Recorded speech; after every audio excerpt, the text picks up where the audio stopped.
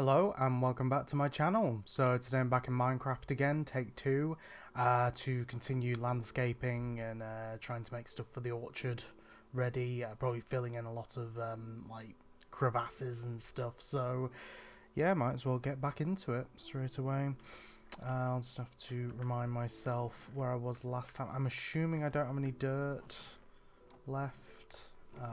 No, I don't. So I'll need to go and collect some dirt, and I think I'll need to fill in this sort of area here. I think there's like, yeah, there's this kind of like watery bit here and this like whole vast expanse. So I think once this bit's filled in, I might start trying to like plan out where the orchard bits will go.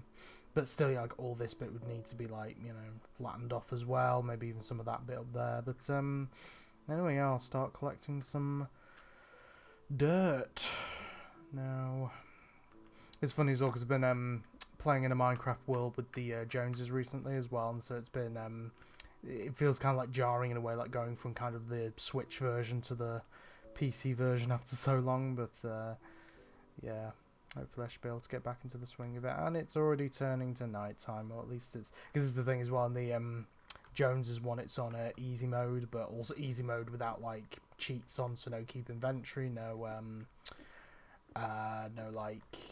mob griefing still on and stuff. So yeah, so when it comes to night in that version of the game, I definitely have to go to bed because otherwise, yeah, I'll get attacked by things. I got like killed like 3 times in a cave at one point. Yeah, that was that was lovely. So anyway, feels like it's been a long time since the last Minecraft video. I mean, it would have been the week after opening day, I believe. Which, yeah, now we're into April. We're into April now. That's depressing. But yeah, this is where I struggle what to talk about. I mean, there are actually quite a few things to talk about. It's just as usual, I'm quite tired, and this needs turning down a little bit. Hold on. There we go. Hopefully that's quiet now. Yeah, that's quiet enough. Ooh, found some copper, which I have absolutely no use for whatsoever. But yeah, I mean, there is actually quite a bit to talk about. It's just, yeah, just trying to think of where to start, I guess. I mean, biggest thing is obviously from the channel update, where, yeah, I've got socials now, so if you want to follow me on them, I don't know whether I'll put them into the description of every video. They are, like, on the channel description, you know, in the about section, so, you know, if you want to see them there, then you can. Obviously, they're in the description of the channel update 4 as well, so if you want to see them there, then that's fine. But yeah, it's essentially the best way to describe the handle is it's Dark Shadow _2570, but the Dark Shadow, any bits where it could be like a letter being a number, it's a number. So like the A's are 4s, the S's are 5s, the O's are 0s, stuff like that. Yeah, it's a very confusing handle. I basically made it that confusing, so that means no one else could take that handle. But it means that I mean, also it was already my Twitter handle, but it means now no one can take that handle. It means that I can have all the socials have the exact same handle, apart from the Facebook page, because Facebook pages don't have handles on them, so it's just Dark Shadow. You just search it up and look for the profile picture, and then you'll find it. But yeah, but that means now I can share stuff a little bit easier, and I was going to do it for 100 subscribers, but I got incredibly bored, so I just decided to do it now. But it also means that I can put up some posts asking for questions and comments and stuff to keep conversations going in videos like this, where I run out of conversation starters very quickly. So yeah, as soon as I run out of conversation starters in this video, which I may not, but then yeah, I've got a few responses. I've got like 3 responses, so it's a start. You know, it's more than I would have expected, if I'm honest. But yeah, so I'll read them out probably later in the video. It's funny as well, when I actually posted that, I didn't actually say what video it was for, so I imagine a load of like people thought, oh, it's going to be a theme park video. It's like, no, it's Minecraft. So they want to see their comment read out, they'll have to watch the Minecraft video. Hopefully it's entertaining enough, I don't know. I mean, it would be nice to at least get that kind of like whole bit filled in today, and then maybe next time I can start like the kind of plans for the orchard, or even do it this episode, I'm not sure. But then there's going to be like a lot of wood collection and stuff that I'm going to have to do, so that'll be fun. But because really that's what the orchard's for, it's to collect, it's to get more wood, to get more oak wood for constructions and stuff. But yeah, in the world that I've got with the Joneses, though, I think we're in a savannah sort of, or I think we're like near a mesa, I think, where there's like terracotta and stuff, and there's some like acacia trees there as well. So pretty much most of the house was made out of acacia and stuff in that world, because I couldn't be bothered to find any oak. Yeah, I think in general recently, it's been a rough few weeks. I think it's just a lot of different things easily triggering the depression through a lot of different, like, going out and, to things and events where there's been a lot of people, which it's been nice to have. I think it's kind of like a double-edged sword in a way, because it's like I thrive off people in a way, like, when I feel alone a lot of the time, but then when I'm in situations with a lot of people, I can get very overwhelmed very easily, and yeah, so that makes it quite difficult on both ends. Or again, or it kind of reminds me of some of the kind of insecurities I have around friendships and stuff, and so then that triggers me. So yeah, it's kind of either way. It's kind of a lose-lose situation where it's like, it's very hard to deal with. Right, should I make the new shovel now? Might as well.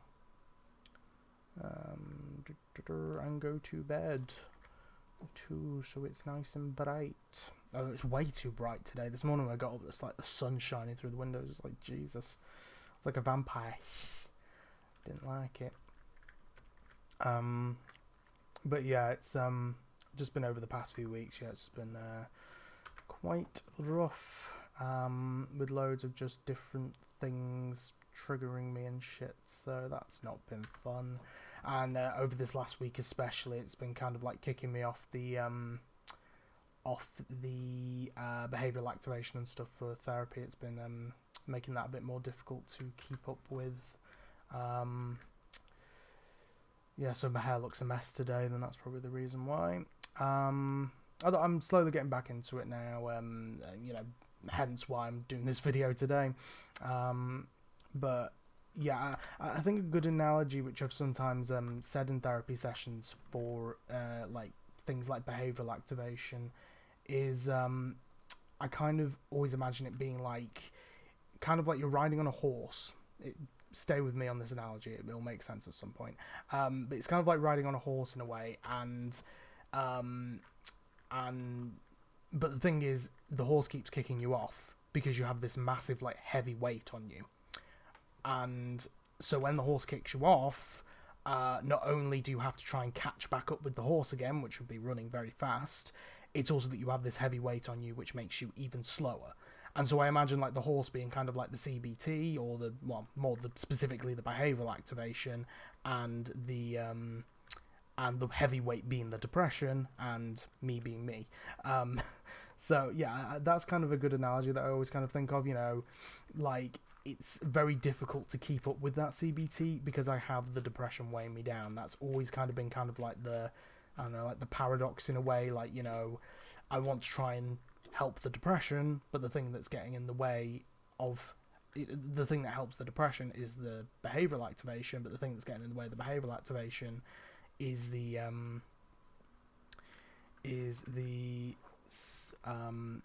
depression. So yeah, very difficult indeed.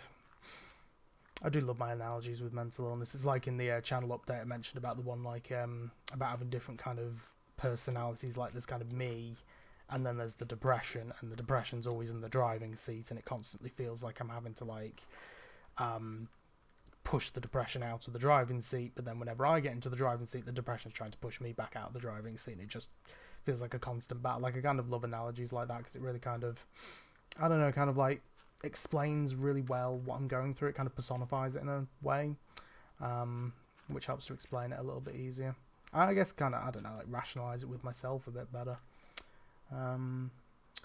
But yeah, but I mean, the therapy I think's going, I guess, as good as ever. I think again it is just trying to deal with the thoughts, and we are slowly going into some of that stuff. I've been keeping like a thought diary and stuff, so I think in the next session we're going to be I think because there was 2 weeks in between sessions last time, because of my session was on a Monday and it fell on the bank holiday, so yeah, I had to miss that week because of that. I think there was so much to cover that we didn't actually cover much of the thought challenging stuff last session. We went over it briefly, but I think next session tomorrow, because today's Sunday, is yeah, I think that's going to more cover kind of like the thought challenging stuff, and yeah, really go into that quite heavily, hopefully. I do sometimes think, though, it is that I do need something like counselling, because it feels like the thought challenging is, again, going to be something pushing aside the thoughts rather than actually dealing with them. So, yeah, like, I mean, I don't know. But also, I don't really know how many, I think we don't have many appointments left anyway, so, yeah, we'll just have to see how they go. But then, yeah, if we don't have many appointments left, then I might be moving on to something new sooner rather than later. Again, I'm just kind of hoping that I can get referred through my current therapist rather than having to go back to my GP and then go back through the whole IAPT service and stuff. Because, yeah, that will be more of a stress. It would just be nice if I could just be referred through straight away, or even just referred straight back to IAPT rather than have to go through my GP again. But yeah, I think that's pretty much all to say with mental illness. It sucks. But yeah, another thing which I did, which, I mean, I guess I can go like maybe into more detail about, but you know, obviously I did the video for it. It's the Towers Times, well, the first Towers Times event of the year, which was Twisted Vengeance, the Nemesis event, which had like Nemesis ERT, and it had, I forget his name again. I forgot the guy's name. Dave. It was Dave Taylor. That's it. I remember his name now. Dave Taylor. The I believe it was the senior project manager. I think essentially the guy who did a lot of, you know, the project management for Nemesis Reborn, Curse of Alton Manor apparently as well, and Nemesis Subterra. So essentially he's the guy who does, like, you know, more of like kind of the practical side. So you have like the Merlin magic making, the Merlin creatives who, you know, come up with the ideas a lot of the time, and then Dave's someone who would like actually put those ideas into effect to actually, you know, construct some of the stuff and get all like the planning permissions sorted and all that stuff, which yeah, was pretty cool to hear from. But at that point I was very much dissociated and out of it because I was feeling incredibly depressed. I mean, I think the main thing just triggering it was that I was really wanting that day to try and connect with someone from, like, you know, social media and stuff. And as I say, a lot of these events, it's that I recognise a lot of people. Like, I could say, hey, that's that person, but I know that they don't know me, which means I can't really introduce myself. And I think it's just a massive problem with me wanting to be friends with everyone, and that's an incredibly unrealistic thing to be able to achieve, because it's like, yeah, you can't be friends with everyone, you know, there's going to be some people who don't want to be friends, or even to be friends with people you have to introduce yourself, and that's a very, you know, difficult thing to do when you have like social anxiety and stuff. So yeah, and it always feels like I'm bothering and stuff like that, and so I think at that point it's because like I was literally on the front row of the like Q&A bit and the quiz in the Towers suite, so I was right in the front row, and they had this like photo thing there, where, you know, you could have photos taken. I was very tempted to get a photo taken, but then I started feeling depressed, so I started to feel more self-conscious, and I felt like I'm really not in the mood to do that. But then afterwards I felt like I was missing out on that, so, you know, again, double-edged sword. But yeah, just like seeing all these people going up and having their photos taken who I recognised and were like right in front of me, it was like almost like putting kind of like the triggering thing right in front of me. Like, again, not saying that the people were causing, you know, it's not that I'm not like blaming the people themselves, I'm blaming my own mind for, you know, having these insecurities, thinking these things when these you know, triggers happen in a way, you know, like the fact that my mind is making these normal, ordinary things into triggers, that's the thing that's kind of more upsetting rather than the actual people that my mind is getting triggered by, if you get me. Like, it's more my own mind's fault rather than other people. Like, you could technically say, oh, well, it is technically other people triggering, but it's like, it's not them doing it maliciously, I think, is the point. Which is why I don't really like to blame other people for it, because, yeah, it's not other people's fault. It's, you know, it's my messed up, screwed up mind. But yeah, I think that was the main thing that kind of got me incredibly depressed. And I think it's an issue as well with those points. It's very hard to kind of express the way I'm feeling, because like I kind of shut down and shut myself off in a way, rather than like, you know, telling someone and trying to get some comfort and support. I just completely like shut myself off, which isn't great. Yeah, my mind has gone off again. But I am tired today. I'll get there eventually. Yeah, so that was the main thing that I kind of think kind of triggered me in that talk section. And yeah, for the rest of it, I'd say with the quiz, the talk, I was just zoned out. Like, you know, I was still able to, like, you know, hear what was going on around me and stuff, but yeah, I was just like pretty much quiet for most of it. I'm just more kind of feeling a lot of heavy emotions rather than actually, you know, focusing on in the moment stuff, which yeah, isn't great. And like, there are things like the rumination techniques and stuff that I was getting for therapy and stuff like that, and again, thought challenging and stuff like that. I think it's very hard for me to put those things into place in the moment. Like, you know, if I'm feeling really bad, it's very difficult for me to go, oh, maybe I should focus on something else, or, you know, challenge these thoughts. You know, it's very difficult to kind of think rationally like that when I'm feeling terrible. You know, another analogy that I think of is like, it's kind of a bit of an extreme analogy, but it's like imagining like you're in a situation where you are being like, you're in like some situation of constant pain, like you're constantly being stabbed or something like that, you know, and it doesn't kill you, but it's very painful, obviously, and it's causing a lot of pain and hurt, and it's constantly happening over and over again, and then you're told, focus on something else, you know, try and focus on something else, try and focus on, you know, the positive, or, you know, focus on the happy side, or, oh, there's something funny on the TV, focus on that. And it's like, you know, would you be expected to focus on that if you're being like constantly stabbed, you know, or like you're in constant pain, or like being constantly, I don't know, like electrically shocked or something like that? It's very hard to concentrate on other things in that point, because there's like a really intense pain that you're constantly going through. And it's kind of like that with the depression in a way. It is a constant pain. It might not be a physical pain, it might not be a physical sensation, but, you know, it is a constant pain, you know, that you have to go through.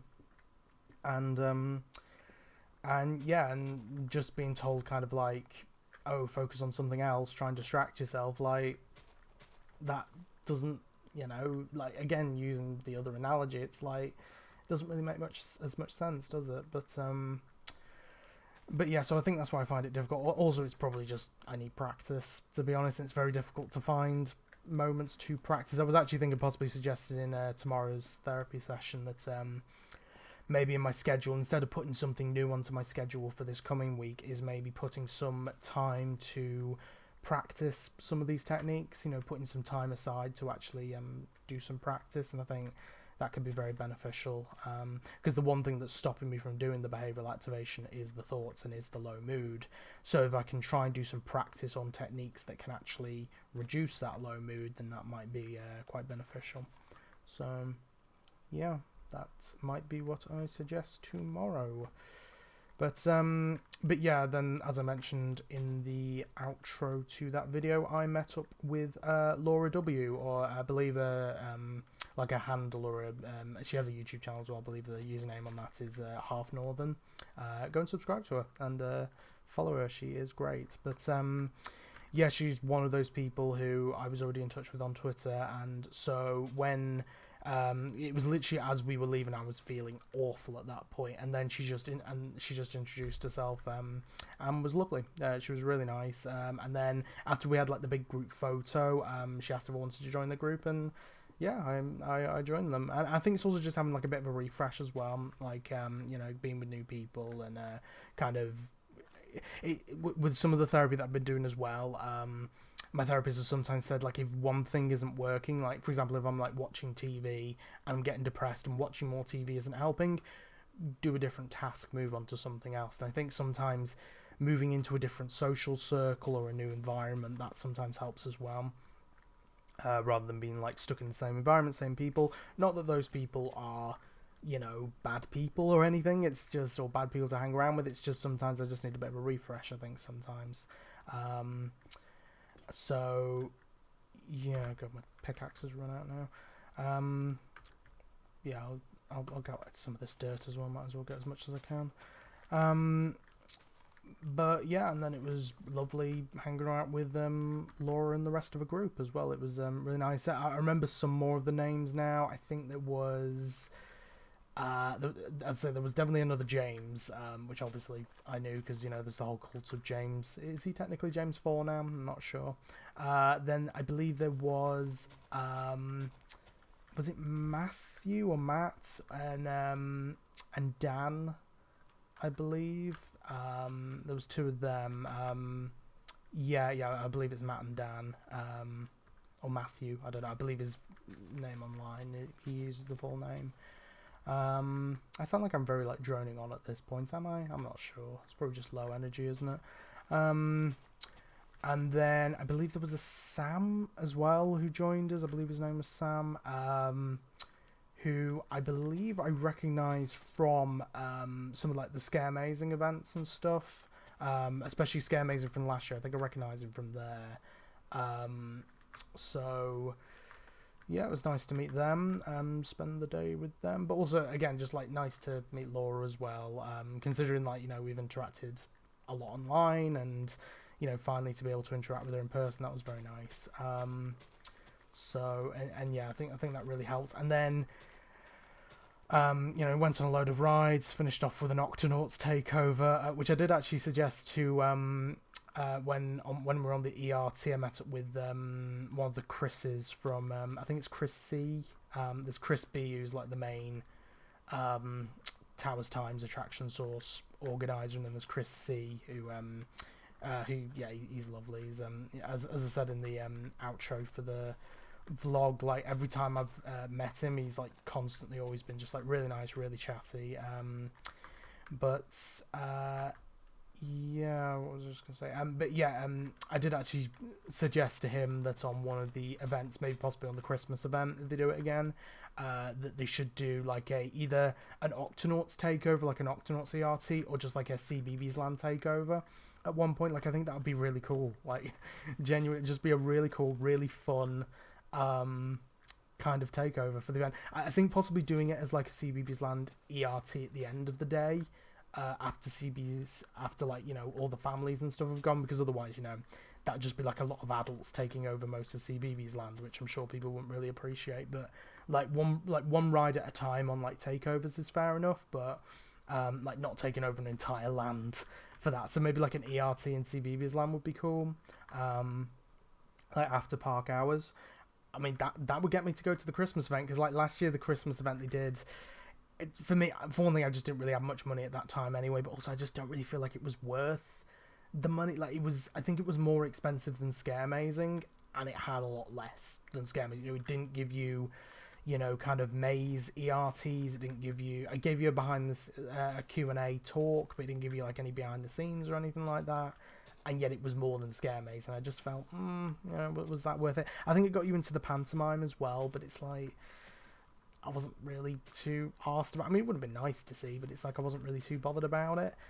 But yeah, a CBeebies Land takeover, I'll be into that. That'd be fun. But yeah, then when we got to the RT, I think that's when the kind of mood started to dip again. And I think that just always happens. I think it was also because during the RT, everyone kind of like separated off because it was like, you know, we just kept going round and round again. So I kind of lost the group I was with, which made it a bit difficult to, you know, kind of feel happy, I guess, you know, because I think it's also a problem with I just get attached to people way too easy. Like I've been in like scare maze queues where I've like just started chatting with someone in the queue line. I think a really good example was I think I actually mentioned this in the vlog in question, but it was during I think it was Fright Nights 2022. Yeah, it would have been 2022 because I was in the Skin Snatcher at the time, and I was in the Walking Dead queue, well, it wasn't in the queue line, it's basically that I was a single rider at the time, and so I had to be put with another group to you know, have, because you're not allowed single riders on the Walking Dead the ride. I was put with a group of 3 other people, and I got talking with them, like really, you know, got into a really good conversation with them, and they seemed really nice, and they really liked the costume and stuff. And then it was probably like maybe a 15-20 minute experience, like going through, you know, because obviously it wasn't the full queue line that we were going through. It was like, you know, did the pre-show, went onto the ride, went out. So it was probably maybe like 15-20 minutes altogether. And yeah, from that time I become extremely attached to them, which isn't very healthy, because that means basically anyone who I spend like kind of like a minor amount of time with, I become incredibly attached to very quickly. I remember when I did Doctor Who Time Fracture, the kind of like immersive Doctor Who show, I got to sort of know some of the cast. I kind of got in touch with some of the cast through it. I remember actually after one of the, I think it was actually, I can't remember whether it was actually that I actually, no, I don't think I did use it in one of the vlogs. I think it was that I started vlogging for one of them, and I never actually made it into a vlog, probably because I became depressed, I don't know. Or actually, no, I think it was because my phone stopped working at one point. But yeah, anyway, I was getting some kind of like footage of like the unit HQ and stuff that you're allowed to do at the end of the show. And I was filming like the Black Archive section, and then I heard someone call my name behind me, and it was one of the actors. I think it was the guy he played one of the unit scientists. I think it was Dr. Leeson, and he played Davros as well. And it was him and another guy who played Dr. Courtney, who's kind of like the main unit scientist guy, and he played, I think it was Tepesh, one of the Time Lords, I think, at the end. And they both came in and they said hello, because I'd like been so many times they started to recognize me, which was great. And yeah, so I had a really nice conversation with them. But there were kind of like other actors that I got in touch with as well. Even one who did the Immersive Everywhere's next show, Peaky Blinders: The Rise, who yeah, I got in touch with as well, and you know, spoke to before, like, you know, I told him like, hey, I'm coming to this show and stuff like that. So you know, they could kind of target me a bit more during the show. But at that point again, I kind of became a bit attached to them, even though I barely knew them and they barely knew me.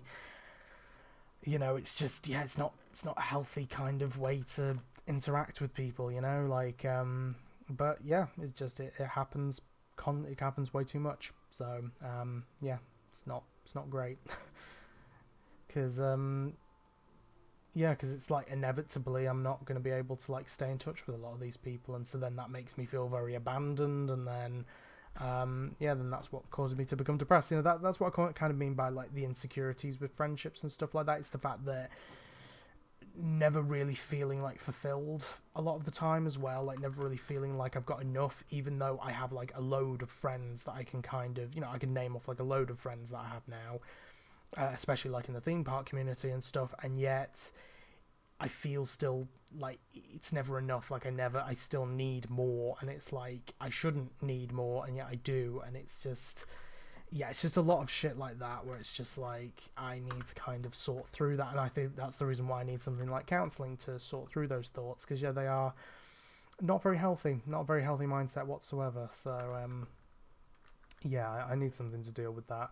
But where did that conversation even come from? I didn't even make those sticks today. God damn it.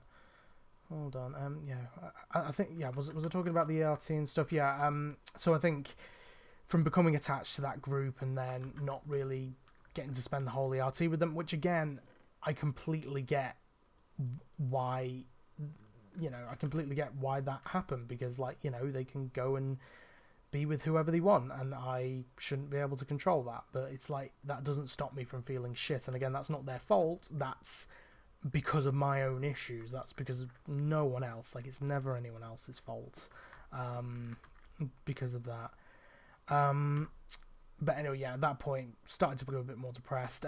As they, like, talking to people like Chris C in the ERT was quite nice. I believe, I can't remember his name now. I believe it's there's someone called Tats and Coaster. I believe it's Emily. I believe it's her boyfriend, who I actually recognised from my very first Scare Amazing that I did. I remember him from that, and yeah, and he complimented the makeup as well. And I think with those final rides with Chris as well, that was kind of like the 4 that we had together. So I just decided just to follow that group, and I think that's what made me feel a bit better, was that yeah, I had that kind of little group to, you know, again, connect to, and again, got too attached too quickly. But yeah, then just afterwards, I think it's just the feeling tired, but also just feeling, you know, that kind of low mood setting in. Yeah, it just kind of made me feel shit that evening. Very dark thoughts and stuff entering my mind again, which wasn't fun. And probably people on Twitter saw the aftermath of that, as usual. I mean, to be fair with that as well, like with me posting stuff to, like, you know, more kind of like depressive stuff to Twitter, my therapist has kind of said it's kind of a good outlet, which, you know, I appreciate. You know, it means that, you know, it's nice to get a little bit of support into it, because I think in the past sometimes, like, you know, it's been a bit too much for people and stuff. You know, it's caused me to lose friends because of that. But yeah, but yeah, you know, since then it's kind of, and I think even before that event, like, you know, kind of the aftermath of opening day as well and stuff like that, like, it's just been kind of like a continuation over the past few weeks, and yeah, that's been quite overbearing. As I say, like, the event as a whole was a really solid start to the year, I think. You know, I kind of like to the events calendar, and yeah, I can't wait to see what other events they have in store. As I say, there's one at Drayton Manor in June, which I'd like to try and do. There's another one in June, and these are only the Attraction Source Towers Towns ones, by the way. I know there's things like Pleasure Beach Experience and stuff like that, but I just don't really know them as well, to be honest, so I don't really know what I'd have to do with that. But also, it's just, you know, I only have a finite amount of money, so, you know, and I know that I know at least I do enjoy the Attraction Source events and the Towers Towns events and stuff, so, you know, even if I do get depressed at them, I still do think they're really great, and I do enjoy them. I think they're really good quality, and the people are really nice at them. So I think I'll just focus on them for now. Obviously, if I get, you know, more money, more time and stuff, then, yeah, you know, I'll definitely consider other events people. But yeah, there is another one in June, but they haven't announced where that is yet. So if it's somewhere down south, if I have enough money and it's Chessington, I might be tempted, because I would like to do Chessington this year as well. But the problem with that is I'd have to stay over down there, and that means the hotels, it would be quite a bit. So and I'd prefer to get something on parks. That means I'm not having to, like, travel to and from a hotel. So yeah, it's yeah, it just depends how much money I have around them, which I probably won't have enough. And then there's one in, well, there's the summer event in August, which I'll probably try and make, because they normally have some, like, pretty good guests and stuff there, and pretty good ARTs and stuff. Then there's an event in September as well, which, again, they haven't announced where it is, so it all depends on where it is. It'd be nice if they did, like, an Alton Towers Oktoberfest event. That'd be cool if they did that, and then we could, like, all celebrate Oktoberfest together. That'd be awesome. And then Scare Amazing, of course, which I've definitely got to make. I love Scare Amazing every year. It's a really good event, really solid, and really cool behind the scenes. It'd be nice if we could get the Tiny's Revenge behind the scenes as well, because we were meant to get that last year, and unfortunately had to cancel. They didn't really explain why, but yeah, that would have been a cool one to do. So yeah, it would be cool to do that this year if they have it. Cause to be honest, with Panic, it was interesting. It was more just kind of like interesting to see the technology, and more. We had the behind the scenes from I believe it was Jack, who he's that scare actor who I keep saying in videos, like, he's been in, like, mazes for years, and yeah, like he played like the knife thrower in Freak Show Toxic Junkyard and stuff like that, and yeah, he was yeah, it was just more kind of interesting because we've never really had a behind the scenes from a scare actor before, so it was really cool and interesting to get that insight, especially with, you know, one day I'd like to become a scare actor, so, you know, it was really cool and interesting to get that insight from him. And yeah, just also he's just like a really chill guy, which you know, it's really cool considering like how scary he can be in mazes sometimes. It was really just nice just to see how chill he was, you know. It's very similar to Chloe actually when I met her for the first time on it was Halloween last year, and just compared to her character in Tiny's Revenge, where she's like, you know, this she plays the character of Cindy, one of the cheerleaders, who yeah, she's very kind of like with the cheerleaders, they kind of have this kind of Stockholm syndrome thing where it's like they change from, you know, being, you know, victims in a way to being very kind of like into it in a way, which is, you know, really clever idea and stuff.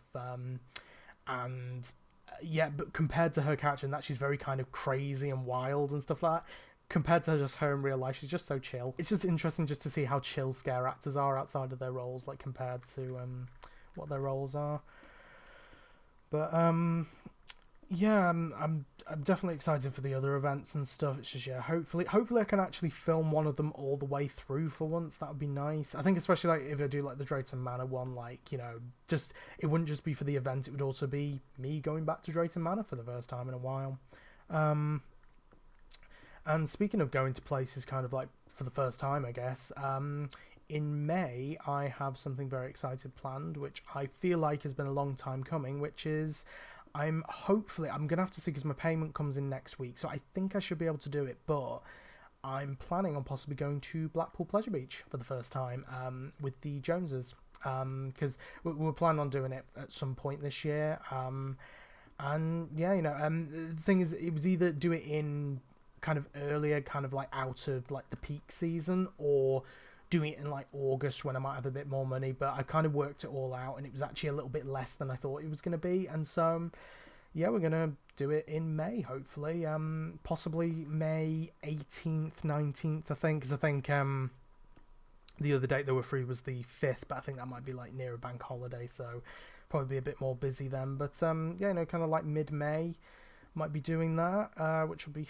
fun. I'll be because it'll be very interesting to see my initial reactions to Pleasure Beach, because I feel like my kind of opinions on it at the moment is it does seem a little bit kind of, you know, like I think some people call it less of a theme park, more of like an amusement park in a way. Like it just doesn't feel like the most kind of premiere attraction, I guess. It doesn't really feel like, you know, the most kind of polished in a way, and so it'd be interesting to see what my actual opinions of it are. Yeah, you know, my opinions might change when I'm actually there, but yeah, just kind of like from what I've seen and like some of the reactions to things that I've seen and stuff like that, it kind of, I don't know, it just makes me feel like it's a little bit less kind of polished and stuff.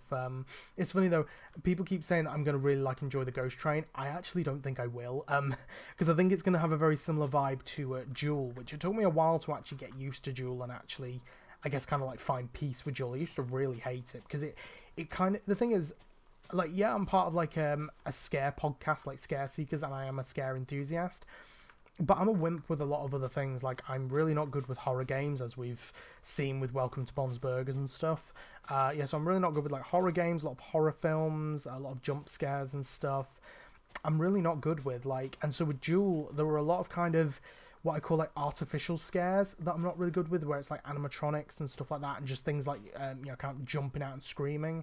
I think there's a reason why with Halloween Horror Nights that doesn't really appeal to me as much, because I feel like that's more scares than scare acting. Like with scare acting, it actually involves a little bit more character work. It actually involves a bit more immersion in a way. I feel like with Halloween Horror Nights, it's very much things jumping out and saying boo, and, you know, screaming, like a big sound effect going off while something jumps out and then goes back behind a curtain, which I feel like if you could do it with animatronics, then it's not really scare acting, it's just scares, which, don't get me wrong, scares work for a lot of people, you know, and I'm sure if I went to Halloween Horror Nights, it would be very scary. I think it's just the kind of scary I wouldn't enjoy as much. It would be the more scary that kind of traumatizes me rather than the scary that I can kind of, like, you know, get into in a way. And I think with the Ghost Train at Blackpool Pleasure Beach, it's not only the fact that it kind of has those kind of like dual jump scares, it's also the fact that everything looks like it's a bit closer and like it could almost touch you in a way, and that I really wouldn't be, I don't think I'd be good with that. Like even if it's not stuff jumping out, even if it's just like it's like that ghost train that we did at Coral Island when I went with Joe to Blackpool, and that one wasn't too bad, but it still felt very much like, I didn't like in a way how claustrophobic that felt, like where literally things could be right next to you. I really didn't like that, and for most of it I was just like staring forwards, which I'll probably do on the ghost train at Blackpool Pleasure Beach. I mean, I'll definitely give it a go though. I think I have to, because I think it's the oldest ghost train in the UK, I think. So I mean, I've definitely got to give it a go. But yeah, I just I don't know whether I'll enjoy it, but I'll certainly give it a go. I don't think I'll do Passage del Terra though as well, because for one thing, I think I'm already paying enough to actually go to Pleasure Beach and stuff. Because unfortunately, I don't have like a annual pass or anything. I only have the Merlin annual pass and stuff. I mean, if we want to do, I mean, I haven't done the Sea Life yet in Blackpool, so that's always an option if we have time. But yeah, also with Passage, I don't think I'm ready to do that on my own. I'm pretty sure the Joneses don't want to do Passage, which again I don't blame them for, because like it is a very scary attraction. But yeah, I definitely don't think I'm ready to do Passage del Terra on my own. I don't mind doing it again as long as it's with other people, but yeah, I'm not ready to do a solo run of Passage del Terra yet. I'm still traumatized from the last time I went through with that Ghostface jump scare. It was it was terrifying. Yeah, don't get me wrong, amazing jump scare, but a very terrifying jump scare. So and just a lot of the other jump scares in there as well. It's just it's terrifying attraction.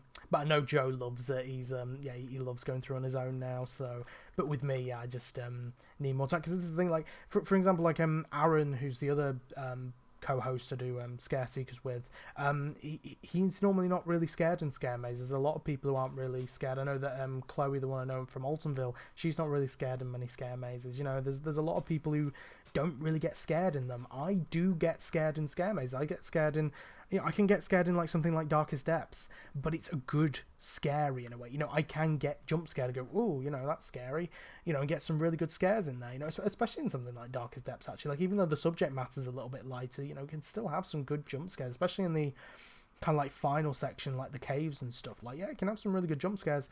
It's the good kind of scary where I feel like I'm really immersed in the environment, and so I'm loving it because of that. The interaction I can get from some of the actors, and also whenever I see an actor like enjoying themselves, where I really feel like they're enjoying the role, that makes me enjoy the experience more as well. So the reason why I really love Tiny's Revenge was because, like, every time I saw Chloe, she was really enjoying the role that she was doing, or at least it seemed like it, I guess. Like, she seemed really into it, and I think especially because she knew me as well, and because she could target me and stuff.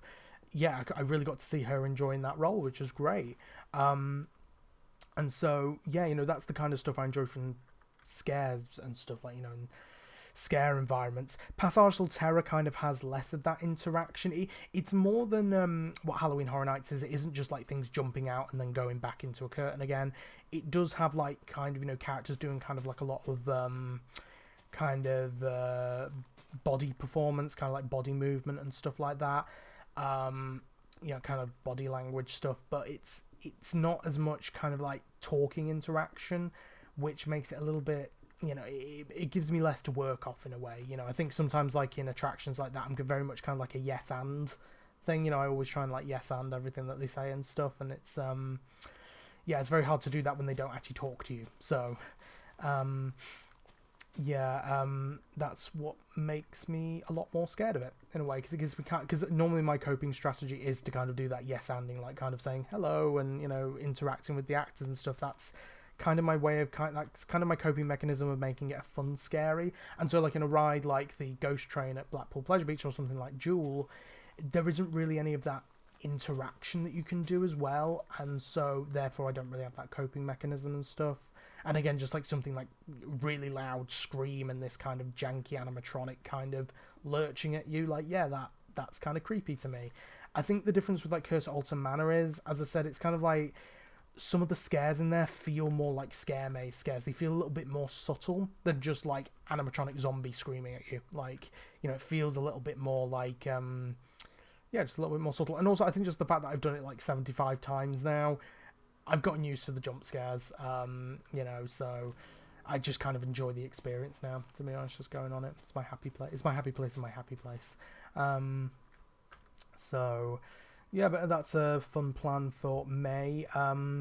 There are a couple of other things I might be doing as well. There's a couple of shows I'd like to see. There's the Woman in Black that's coming to Crewe, so thought I might as well go and see that again. I haven't seen that since 2016. It's kind of funny. What happened was we were on holiday in Scotland, but then nearer the end of the week my dad got ill. I think he had like a thing in his ear or something, like an ear infection or something, and so we had to leave early. But because it was literally, I believe it was, we came back on Halloween, and the Woman in Black was on at the Crewe, the Lyceum Theatre in Crewe, and so we went to go and see it that night on Halloween night, it is a very good show. And we were up in like basically up in the gods, you know, like right at the top of the theatre, and it was still terrifying. Like even right at the top, it was absolutely terrifying, and it was great.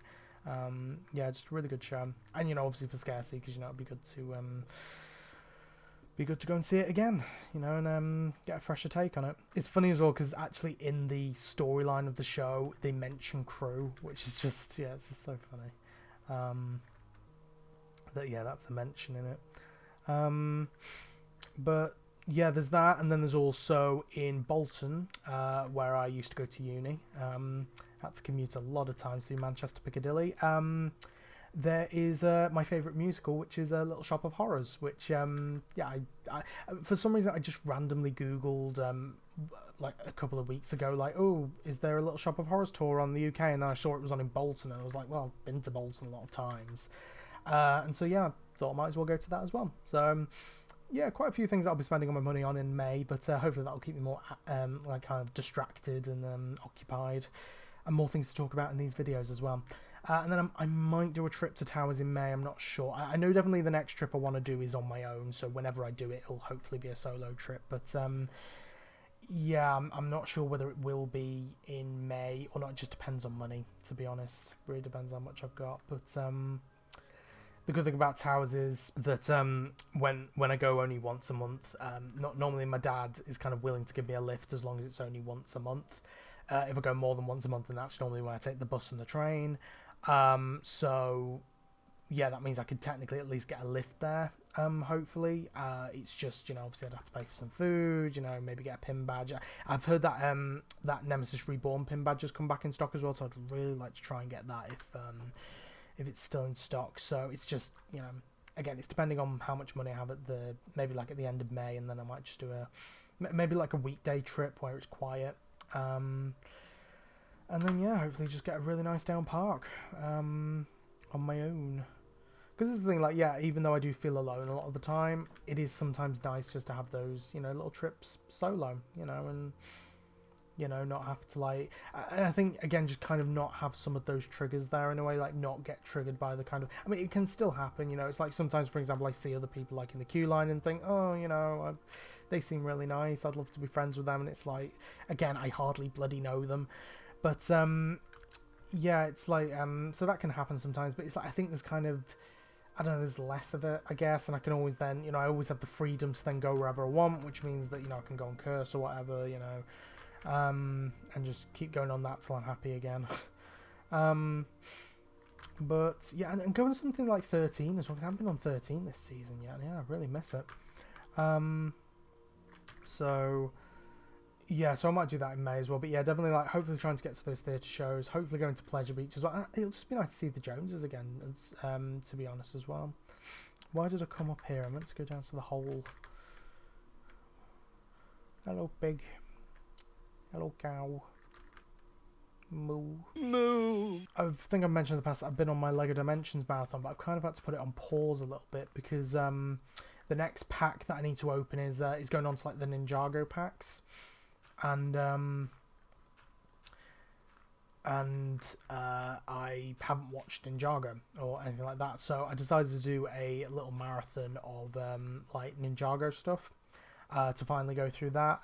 But also then I've added to that some of the other Lego stuff, like the Lego movies, like the Lego Movie Part 2, Lego Batman movie, Lego Ninjago movie. I mean, because the only thing I've seen of Ninjago is obviously the stuff in Lego Dimensions, but also is the Lego Ninjago movie, which I really enjoyed. But I think it's definitely in a different continuity to the main series because it feels very different vibes. But yeah, but I really enjoyed that movie though. It was it was really funny and stuff. But yeah, I've also added to that list like Chima and stuff like that because that's also a part of Lego Dimensions. And so I've been slowly going through that. I'm going up to all like the stuff in 2015 before going back to the main game because the game came out in 2015, which means there's not really anything that they could have added after 2015 that I wouldn't get. I mean, I'll still continue the marathon after that, but then I'll start like opening the Ninjago packs and stuff, which will be very useful because they have the Spinjitzu ability, which means that I can use that on a lot of things to get mini kits and stuff. And it gives me another adventure world to explore through, so that's good. But yeah, so I mean, watching through Ninjago, it's actually been actually surprised by how much I've actually enjoyed it as well. Like it's yeah, it's really engaged in it. I just got through series 3 this morning, and yeah, definitely really good.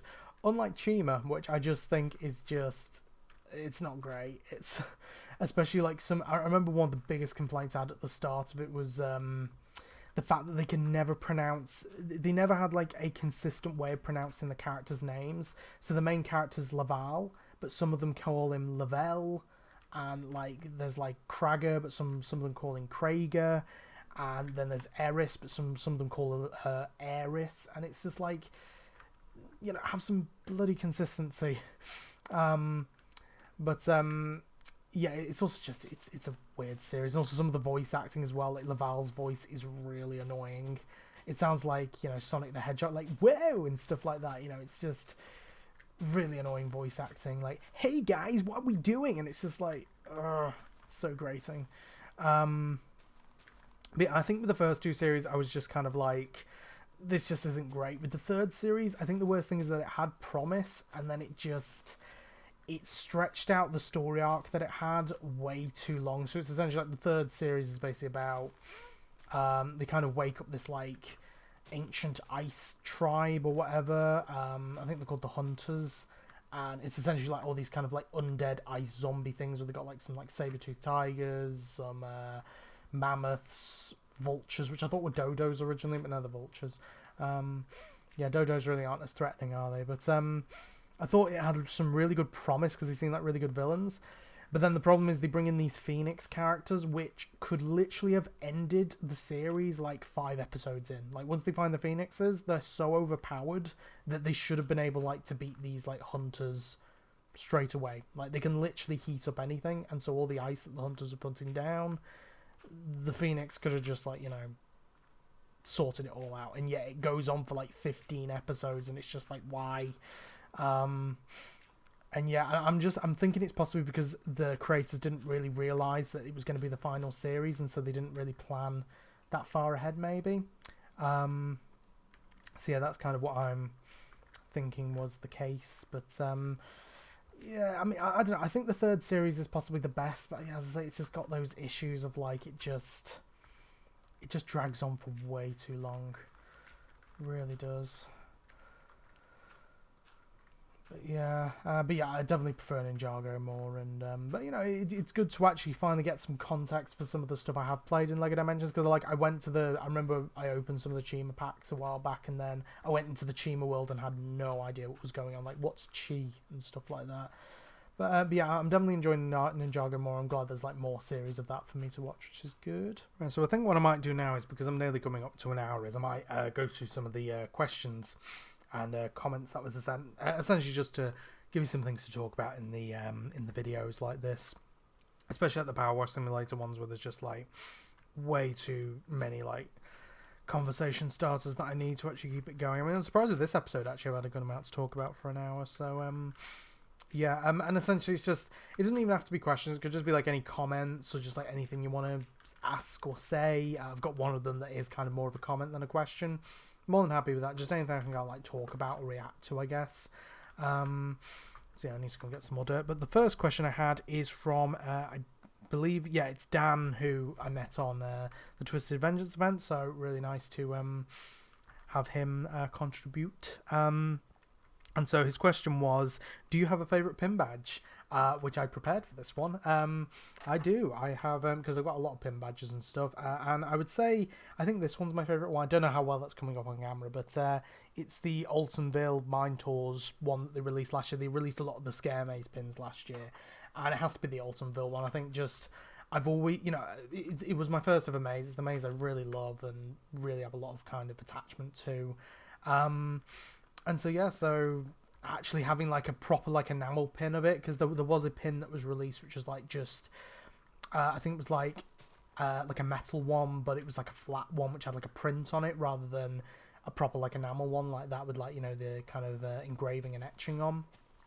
Like yeah, I think that one's definitely my favourite, but I did pick a second favourite, which is this Curse of Alton Manor one, which yeah, I love like the holographics on it, and it looks like a brooch as well. So I feel like one day if I ever have a costume that needs a brooch, I'll use this one. Like I don't know, maybe if I ever do like a Curse Alton Manor costume, I'll use that as a brooch for it. I mean, I think I've had an idea for a Curse Alton Manor costume, which I'm not going to reveal yet, of course, but yeah, but that would be a really good costume piece for it, which would be awesome. But yeah, I've got loads of other pins as well. There's obviously like the collectible ones that they did last year, started again this year.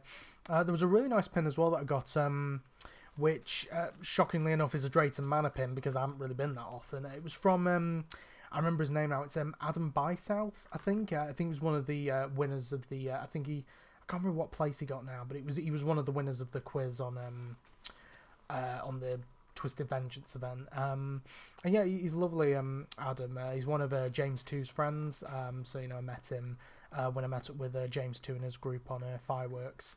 And yeah, he's really nice, like really kind of upbeat, positive and stuff. And yeah, I was talking about my pin badges, and then he had this Drayton Manor 75, I think it's like 75 years of Thomasland or something, and then he asked if I wanted it. It's like, are you sure? And he said yeah, and so yeah, I've now got a Drayton Manor pin, even though I've hardly visited. So yeah, so that's really nice, and again, it's kind of like the sentimental value behind it as well, not just not just like the actual pins themselves. It's kind of the sentimental value, like the Altonville Mine Tours ones, because it's my favourite maze. The Curse of Alton Manor one, it looks really nice, but also it's favourite ride. And yeah, there's a few others that I've got, like a few others, loads that I've got, but yeah, there's ones like I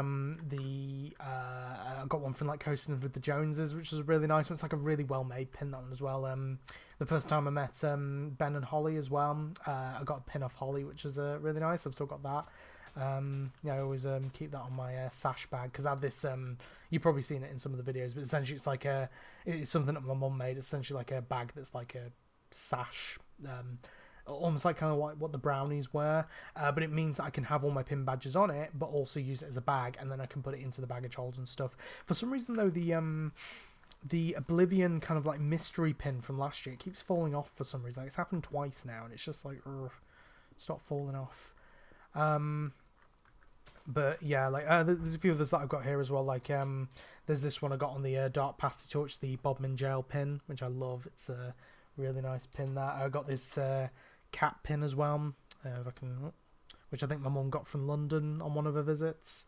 So yeah, that's a really nice one. I didn't realise I had this for a while, which I had a hat green pin that I didn't get from the vlog I did. This is just one we already had, but then I got the from the visit I did to Hat Green, where I did the vlog, got the Protect and Survive pin. I love that one.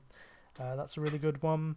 Because I've just got like a load of random pins here that aren't from like theme parks and stuff, that are just yeah, that I'll probably wear if they ever come relevant. I've got a load of Doctor Who pins as well. I've got like a Great Show in the Galaxy pin, which they did for the 60th anniversary, which that's my favourite story, so that's a really cool one to have. Also got this pasty pin from the Dark Pasty Tour as well. We need to do another like Dark Pasty Tour again. I miss Joe so much. But yeah, just to be honest, I wouldn't mind just doing like a week down like at Bodmin Jail, like where he works, because just to do some of the other events, I'd love to like do the Ghost Walk again. They got their new Scare Maze, Lights Out. I'd love to try that.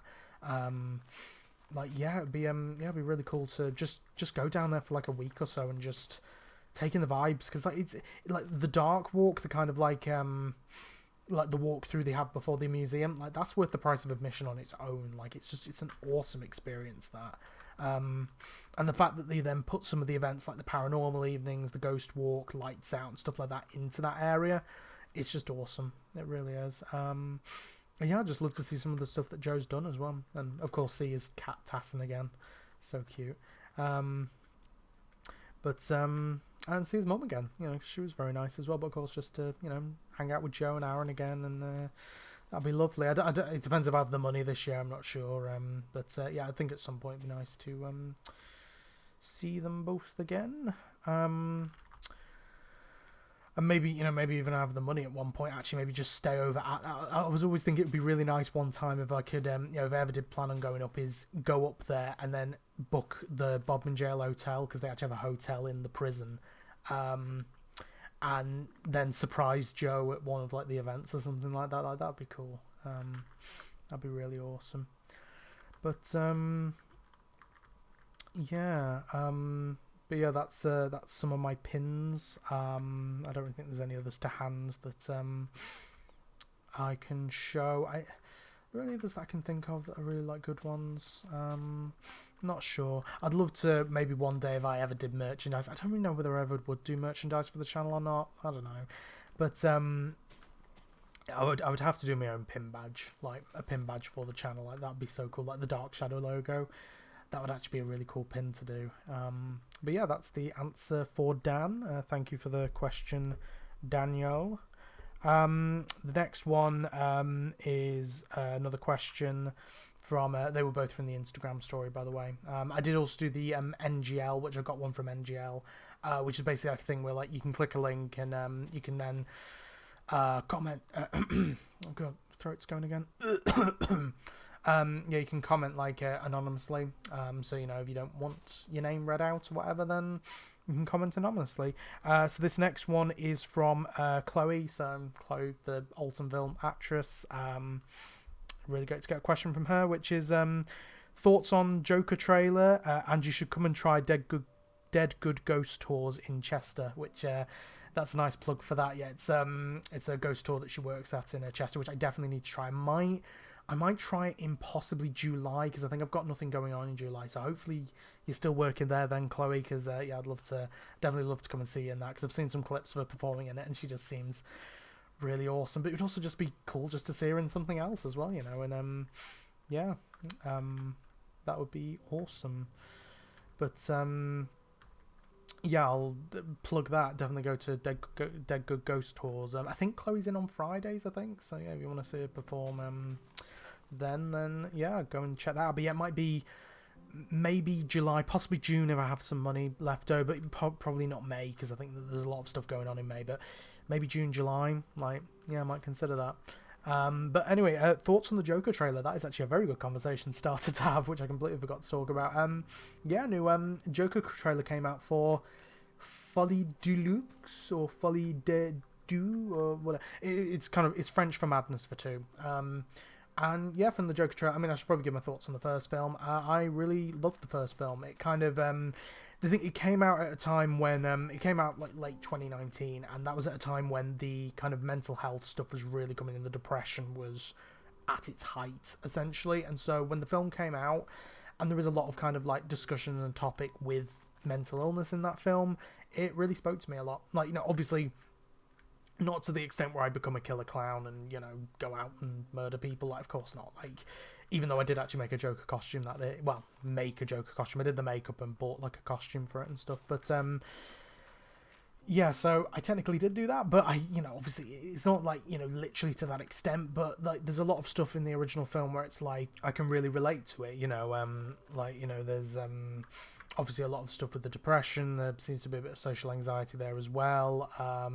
I feel just like kind of the thing of having to go through the mental illness like every day and not necessarily getting the help you need. I feel like at that point, especially in my life, where I didn't really feel like I was getting the sufficient help I needed, like you know, I was on like, I just literally started like a much weaker form of CBT. I only really had like a mental health advisor at uni. Things that my GP was giving me weren't really that helpful.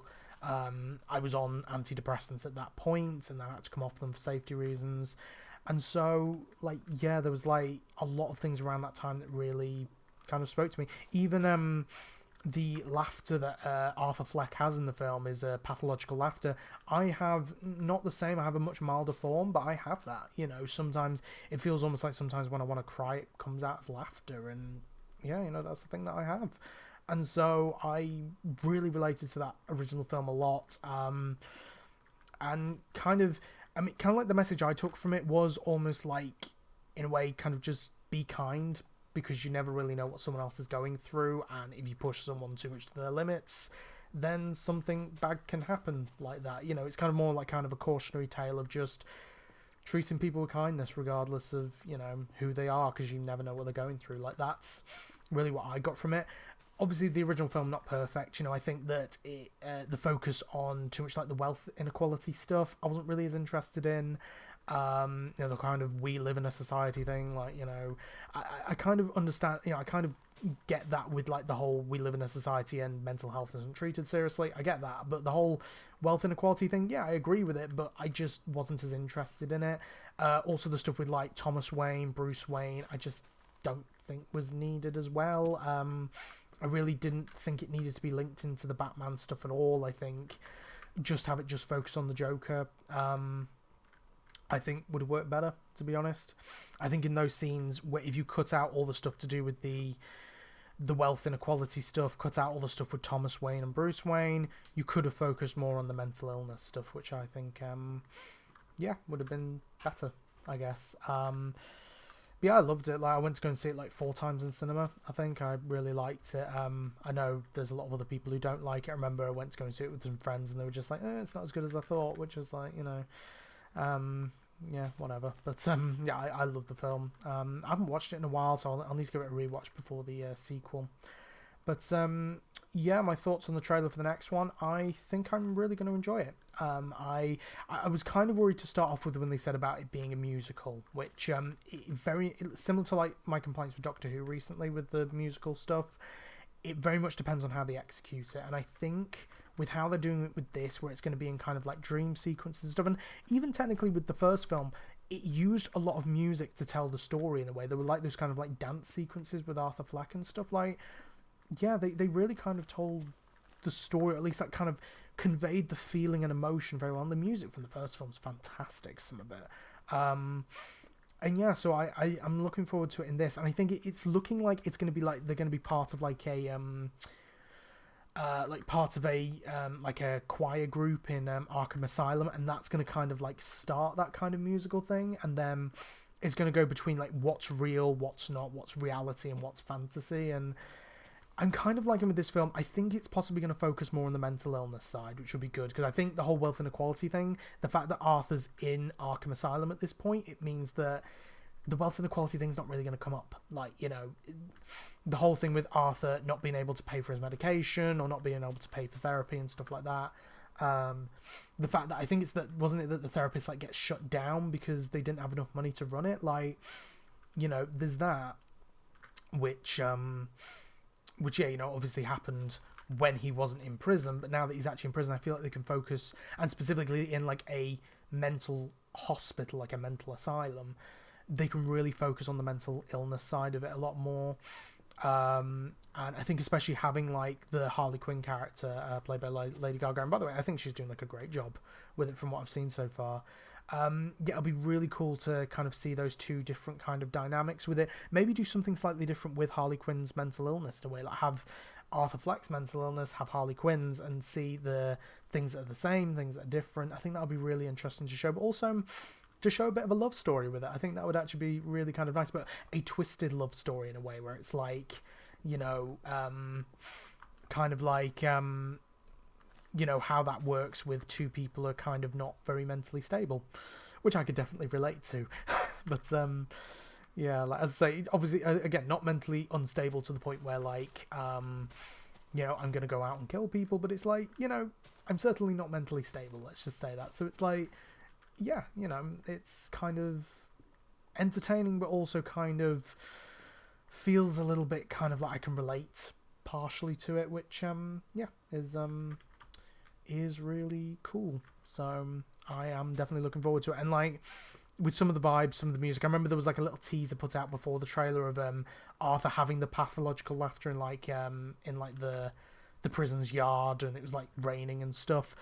That just gave me the perfect vibes already for it being like, you know, like that first film. I've seen some like people who didn't like the first film who are like, you know, who are giving their reasoning for that.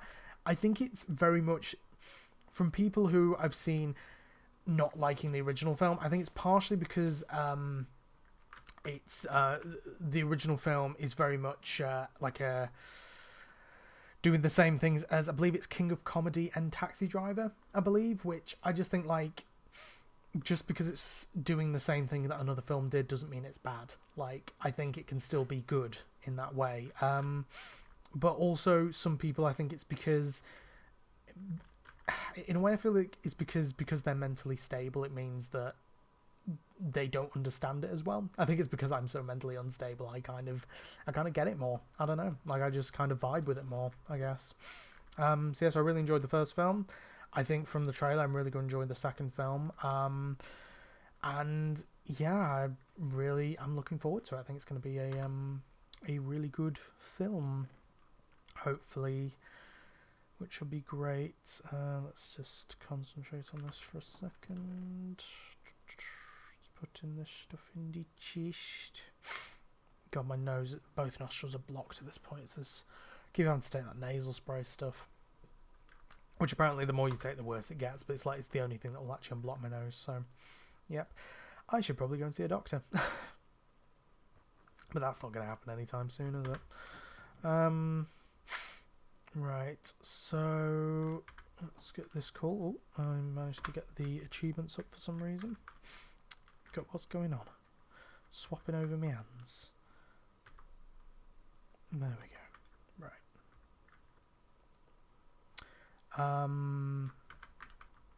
This is the point where I'm like really tired. What time are we on now? My timer. Okay, an hour and 14. That's not too bad. So what I might do is I might just fill in this hole and then read the last. I believe it's a comment that was put on, and yeah, then I think I'll call it an episode. Because yeah, I mean I'm getting pretty close to filling that hole in. So yeah. There's probably going to be a lot of episodes of landscaping. That's just what happens when I play Minecraft. Yeah, way too many episodes of landscaping. Right. Right, where are these sticks? I'll need to make some more sticks, and the iron's gone now as well, so I'll have to use a cobblestone. Cobblestone. There we go. Only 4, won't I? There we go. And then make some sticks, make some tools. There we are. Is copper finished? Yep. Copper ingots. Oh, there's more copper. Oh, Jesus Christ. Why did I not get this smelted? I'll have to get some more coal as well. There we go. Nearly ran out at that point. Anything else that needs smelting? Doesn't look like it. Right. What I'll do is I will let this smelt while I'm putting in the dirt, and I will read the final comments. This was on NGL, so I mean I'm assuming they wanted it to be read out on the video, because I mean they posted it when I you know, put out the post to I mean I'm assuming it might have come from Twitter because of the subject matter of it being with the depression, and so they probably saw some of my depressive posts. So yeah, I'm assuming they read the post, and that means they know it's going to be read out on the video. It's anonymous anyway, so no one can see it, but the message said, I love your vlog, so I'm assuming that's talking about the Twisted Vengeance vlog, and I'm so sorry to read that you're struggling. May sound cliche, but it will get better. Coming from someone who spent many years in severe depression with daily ST, I'm assuming suicidal thoughts, and saw no way out. You are so deserving of your place in this life. Which first I have to say, thank you for that comment. Very nice. Very kind of you to say that. Probably kinder than I'd ever be to myself. But yeah, I'm sorry to hear that you've struggled with those thoughts yourself. It is horrible, and it's some of the thoughts that I've been having over the last few weeks again. So yeah, yeah, I've posted about it on Twitter multiple times. That's probably referring to one of those posts. Thanks for the love on the vlog as well. I'm glad so many people enjoyed it. I got a lovely comment as well from like the Towers Times. I think it was from Chris B on the YouTube video. I got a lovely comment from him, which was really nice. Genuinely made me tear up as well. It was lovely. You know, basically saying like thanks for the comments, you know, towards some of the team, because I mentioned some of the team members in the vid, and yeah, it was just really nice for him to say that, and you know, kind of supportive with like all the mental illness stuff, so that's great. Yeah, and yeah, it does sound very cliche saying it will get better. I usually don't believe it when people say that. Like I think there is the ability for it to get better. I think there is the space for it to get better. It's just whether it actually will. I don't think anyone can guarantee. Like you'd have to be a fortune teller to be able to guarantee what's going to happen in someone's life. So I think saying that it will happen, and I think I have a few people who do say it will happen and it will get better, and you know, you won't be going through this forever. You can't really guarantee that, but yeah, you know, I think it could. It's just, I think it would take a lot, and I think it might take a long time, and by the time I am better, like, I think most of my life might be gone, but, yeah, you know, I hope, I'd like it to get better. Is there anything else they put? And you are so deserving of this place in life? Debatable. But, yeah, just, yeah, nice to get comments like that and stuff. And, yeah, just really appreciative of people. I guess it's people just being understanding in a way. It's quite nice. So yeah, that's all the comments and stuff from the thingies. I'll probably put up another post before the Power Wash Simulator video, which will be the next video. I'll need to do that. Luckily for the Walton Files videos, the videos I'm reacting to themselves are enough of a conversation starter. I don't have to do like normal conversation starters and stuff. I can just react to the videos, so you know, that's enough for that one. So yeah, I won't need to, you know, I won't need conversation starters. So so yeah, so it'll only be really like for the Minecraft videos, Power Wash Simulator videos. So I'll probably put another post up before I do the Power Wash Simulator video, whenever that is, because you know, it depends when that comes out. But yeah, thanks for the comments and questions and stuff. Hopefully to get some more next time, because otherwise I will run out of conversation starters very quickly. I'm also going to end this video in a minute because I really need to use the toilet. So, and there was a motorbike that just went outside really, really loudly.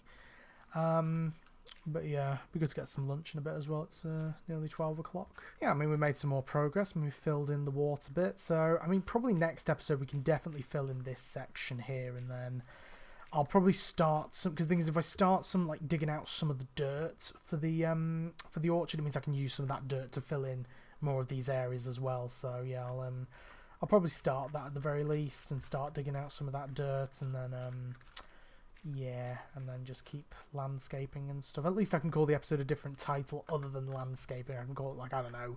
I mean, this one I'll have to call even more landscaping or something like that. But the next episode I could possibly call like, I don't know, laying foundations or something like that. I don't know. But anyway, I think that'll end the video in a second. I'll just get this copper out.